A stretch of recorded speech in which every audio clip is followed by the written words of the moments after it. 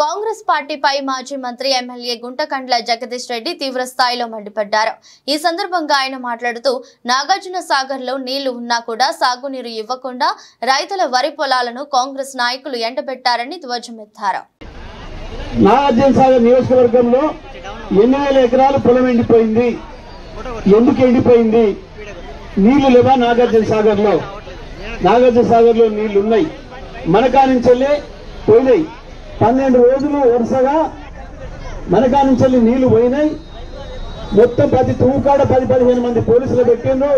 ఒక్క చుక్క నీళ్లు మనకు రానియకుండా చేసి ఖమ్మం తీసుకుపోయారు. మన నీళ్ళని ఎండబెట్టిండ్రు. ఎవరు పట్టించుకోవాలి? దీన్ని ఎవరు చూడాలి? మన ఎమ్మెల్యేలు చూడాలి. మొదలు మన ఎమ్మెల్యే చూసి కొట్లాడాలి. నీళ్ళని తీసుకురావడానికి ముఖ్యమంత్రిని అడగాలి. ఏ పద్ధతిలో పనిచేయాలనో మాట్లాడాలి. కానీ మీరు ఒక ఎమ్మెల్యేని ఎన్నుకున్నారు. పాపం ఏం తెలిసి ఎన్నుకున్నారో తెలవక ఎందుకో ఎన్నుకున్నారు. పాపం భగతను కాదని చెప్పు కానీ పెట్టుకున్నారు. ఆయన దగ్గర పోయినట మన వాళ్ళందరూ, రైతులందరూ జీపులు వేసుకొని పోయిందట. సార్ మనకు నీళ్లు వస్తే, ఒక్క తడి నీళ్ళు ఇస్తే మన నియోజకవర్గంలో 20-30 ఎకరాలు బతికిపోతుంది. లేకపోతే నాశనం అయిపోతున్నాం. ఒకరొకరు 20,000-30,000 పెట్టుబడి పెట్టినాం, దెబ్బతింటున్నాం అని చెప్పిపోయిందట. పోతే ఈయన ఫోన్ తీసుకొని నాయనో కిలో నీళ్ళు అడుగుతున్నారు ఏనడట. ఈ నాయనో నీళ్ళు అడుగుతున్నాయంటే ఎందుకు ఎమ్మెల్యే చేసుకున్నారు? మీరు ఏం పని చేస్తానని చేసుకున్నారు? ఈ గిపోటాలు కావాలన్నా? మనకు ఎమ్మెల్యే అని కావాలన్నా? కొట్లాడి నీళ్ళు తెచ్చుకోడు కావాలన్నా?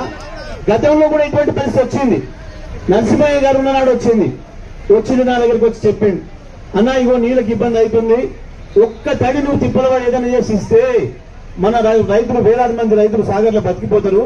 ఒక్క సాగర్లే కాదు, మిర్యాలగూడెంలో, హుజూర్నగర్ లో, కోదాడలో దాదాపుగా 2-2.5 లక్షల ఎకరాలలో రైతులు బతికిపోతారు. నువ్వు ఏమైనా ఉపాయం చేసి నీళ్లు ఇవ్వాలి అని చెప్పిండు. నేను కూడా పోయిన సార్ దగ్గరికి పోయిన అడిగిన, అన్న ఇంత నీళ్లు ఒక్క తడిస్తే 2.5 లక్షల ఎకరాలు రైతులు బతికిపోతారు. కానీ అధికారులను అడిగితే కేఆర్ఎండి ఉంది, అది ఉంది, ఇది ఉంది, నిబంధనలు అడ్డం ఉన్నాయి అని చెప్పి మాట్లాడుతున్నారు. ఏదైనా చేసి మీరు ఉపాయం చేసి బతికేయాలి అని చెప్పిన.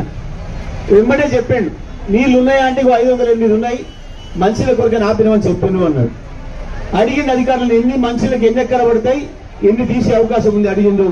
నాకు ఒకటే మాట చెప్పిండు, బయటికి మాట్లాడొద్దు గప్సి ప్రభు, నేను నీళ్లు సాగర్ నుంచి వదిలిపెట్టమని చెప్తా, కిందికి పోతుంటాయి పాలేరు, కానీ మధ్యలో నువ్వు ఏ ఉపాయం చేస్తావో చేసుకో, పొలాలకు నీళ్లు వారించుకో, రైతులు బతికించుకోమని చెప్పండి.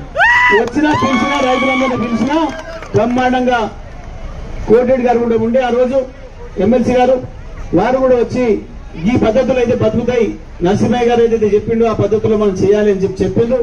బ్రహ్మాండంగా నీళ్లు ఇచ్చినాం. ఏమైనా అయ్యేది తెలియకుండా 2.5 లక్షల ఎకరాలు పొలాలు బతికించుకున్నాము. కానీ ఇవాళ ఈ సన్నాసులు ఇంతవరకు సోయి లేదు. 515 ఫీట్లు ఉన్నా కూడా ఇవాళ 2.5 లక్షల ఎకరాలు నల్లగొండ జిల్లాలోనే ఎండబెట్టిండ్రు. రైతులను పట్టించుకోకుండా నాశనం చేసింది.